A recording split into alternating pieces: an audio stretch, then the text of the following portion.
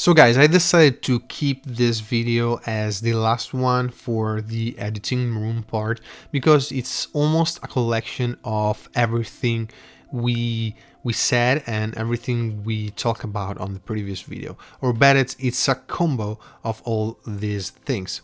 First of all, in order to edit fast, the first thing that you want to know is to edit at the native resolution, or better at the native ratio, but in a lower resolution. If we press on this clip and go into metadata, we can see that this is 4K footage. First thing that you want to know to boost up your performances, you go on timeline resolution and set this up on a lower way, maybe even on 2K or 1080p, whatever, or even lower. And just by saving this, you are boosting up a lot your product.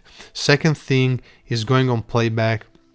Use proxy if you want, but if you don't want to cover lots of space on your hard drive, just go on proxy mode and activate quarter resolution.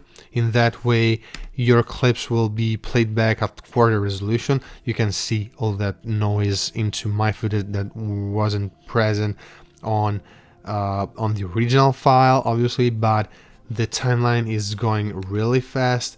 Another thing that we didn't talk about that I'm going to talk on this video is the cache.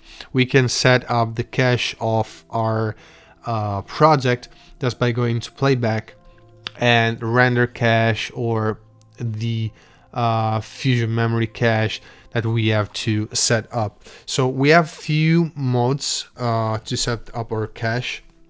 Just by going on render cache, you can choose to use it, to use this smart way, or to not use it. So by using it on the default way, you have the user way. On the user way, you just have to manually say to the program that you want to generate optimized media, or that you want to render cache color output. So maybe you are working on a really tough timeline and few clips are, I don't know, from red or from raw footage, and you don't have all the clips in raw. You just have to go on that clip and say render cache color output. By pressing it, it will render that clip. As you can see, it was a bit blue, a bit red. When it's all blue, it means that it rendered the color output and you are okay with that. Or you just want to go into render cache and use the smart. It's really cool because the program, while you're not doing nothing like now, it's like generating in the background cache from all these clips, and you don't have to do nothing. You don't have to press on a media and say render cache. It's already rendering. And by the way, right now it's generating cache for all my timelines, and that's a great thing. You are seeing these red because it's obviously working on all the different timelines. So the great thing is that it will take all my footage from the media pool and will start generating all the different proxies, and it's caching up everything. Or you can just decide to not using it, and that's fine. By the way, you might find few issues with this method if you're not checked use optimized media if available. If you want to use proxies or cache, just be sure to have this one checked.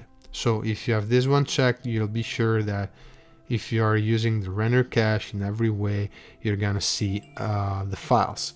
Sometimes you might have the problem that you're importing a project and that project is saved for, I don't know, maybe render cache smart, and you're not seeing the clip in the timeline, and that's might be just because you have this dechecked, or just because it is already generating the cache. So that's fine. When you are okay with that, you can also delete the render cache, the unused if you are using the user way. If you're on the user way, maybe you have generated previously other cache, I don't know, maybe because you switch this little impostation there few times like I'm doing now, and by doing this and pressing unused, it will delete all the unused render cache. I'll say yes, and it will delete everything. When you're done with cache, you can also decheck this by none. The blue part will disappear, and you'll be able to delete all the render cache. You can also delete the render cache on just a few clips by going on delete render cache for selected clips. And yeah, you have also the same thing for Fusion memory cache if you are working with Fusion, but right now I'm not working with Fusion. And that's pretty much the best thing to do if your timeline it's not working on a proper way.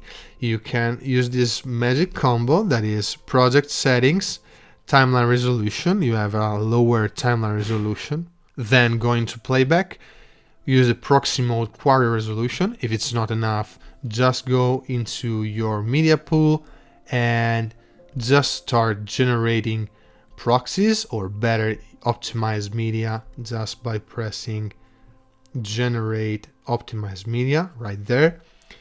And yeah, you can also generate optimized media and also use the cache, and you can work in combo with these three things to speed up your DaVinci Resolve performances. But by the way, if you are on an Apple device, whatever it is, working with ProRes files, it's always the greatest things. And I'm not saying that lightly, because this MacBook Pro, it's really fast, because I'm working with a Mac Pro Station and also with a MacBook Pro. But what I can say is that even on lower date MacBook Pros, like 2013 MacBook Pros, if you have Apple ProRes files, everything should go in a great way with 4K 4:2 footage, just by setting up the proxy mode to quarter resolution. Obviously, if you want to give the video an external output on another monitor, if you have a producer or someone that has to see what you're doing, you can just set this up to 4K and then just use the cache to have your system boost up, or proxies or whatever. But by the way, these three things are the magic combo. So optimized media, aka proxies, cache, and timeline resolution. Another thing is trying to be generous with levels. By the way, you want to create multiple levels for your editing timeline, but remember that there is a shortcut with D that stands for deactivate, that will help you if you are creating multiple levels to, I don't know, maybe making cuts and deactivate few parts of the image just by pressing D. And that's another golden thing to know. And yeah, try to stick with the timeline time to be clean, and use these three methods to have the magic combo and speed up your workstation to the maximum level.